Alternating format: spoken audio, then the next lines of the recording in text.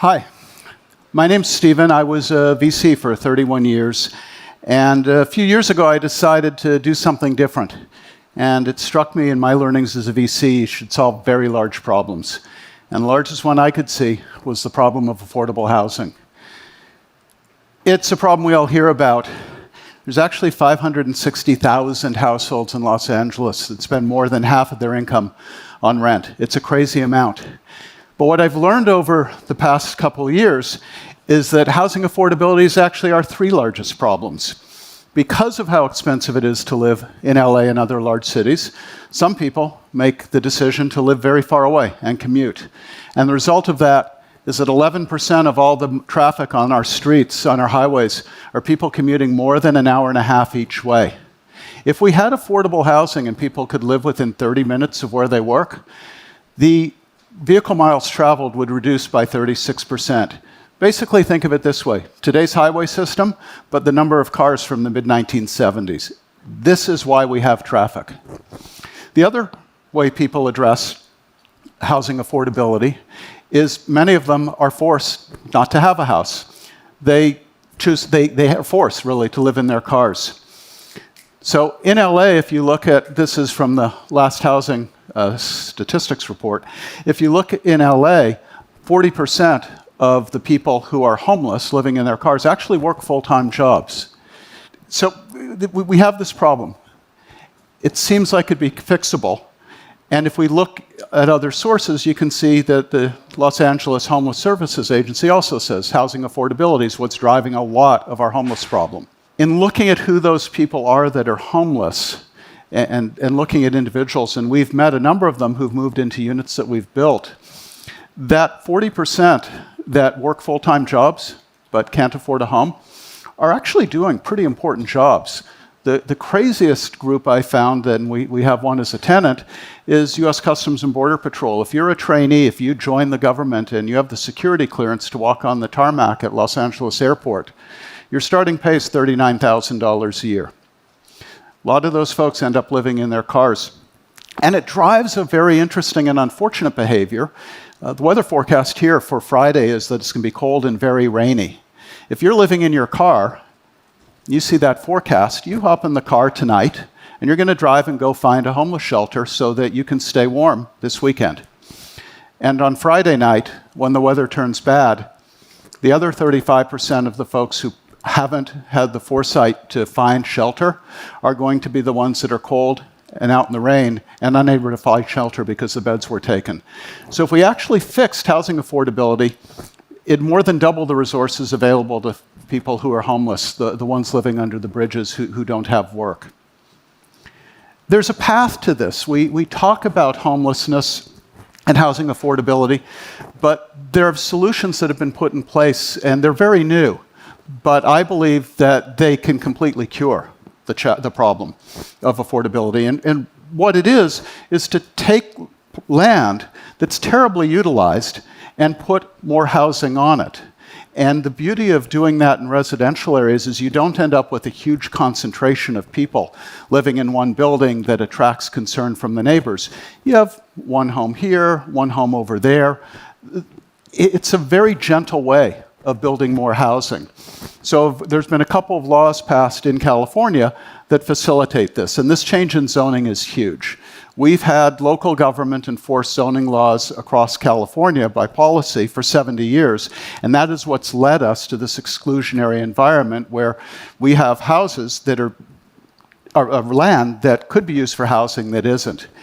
Simply freeing up land in Los Angeles County that is presently used for things like a garage, like this. This is housing for garbage. And these new rules and what we do turn it into this, housing for people. There's about 940,000 opportunities just in LA to do this. We also take houses like this, completely trashed out. Neighbors are not happy with that being in the neighborhood. And with the new laws that have been created, in a very short period of time, about 10 to 12 months, we can turn it into that. Homes for 8 people, 8 households. So that's what United Dwelling is doing. And there's really 3 pillars to being able to build affordable housing. First is you need inexpensive land. And it's these changes in zoning laws that free up so much land to build on that makes this possible. In a nutshell, you can put 2 to 4 homes where there used to be 1. Most of them multifamily areas, so they're still high-density communities. You're just taking individual parcels of land poorly used and repurposing them. We've identified 93,000 parcels that are like this, where you can tear down one very old, very poor condition home and build other houses. The second key to making housing affordable is to simplify construction. A little bit of that's building in a factory, but most of it's just building a consistent product, not trying to customize every single unit to the vagaries of the individual lot owner, but saying, here's a simple solution, and it's quite amazing if you build the same thing repeatedly, how efficient you can get at doing it. So we've got this immense problem. But immense problems, I've learned over the years, present tremendous opportunities. So as I said, there's the opportunity to build 940,000 new homes. We don't need anywhere close to that. But the opportunity is there to do it and really fix this problem. And what's neat about it is that single-family residential is actually the hottest part of the real estate market. It's the easiest place there is to raise capital. And what we can do here, we can repeat in San Francisco, in Denver, DC, a bunch of other cities that have also made similar changes in their zoning laws. So what we build is a brand new home. It's standalone. You don't have any shared walls with the neighbors. These 2 homes that you see in here are about 3 blocks apart. And which one would you rather live in? To me, I'm biased. But I think the answer is pretty clear, that the units that we're building are a much more compelling living environment, and yet we can build them so inexpensively that we can rent them for significantly less than what homes rent for in Los Angeles now. It's actually crazy in LA.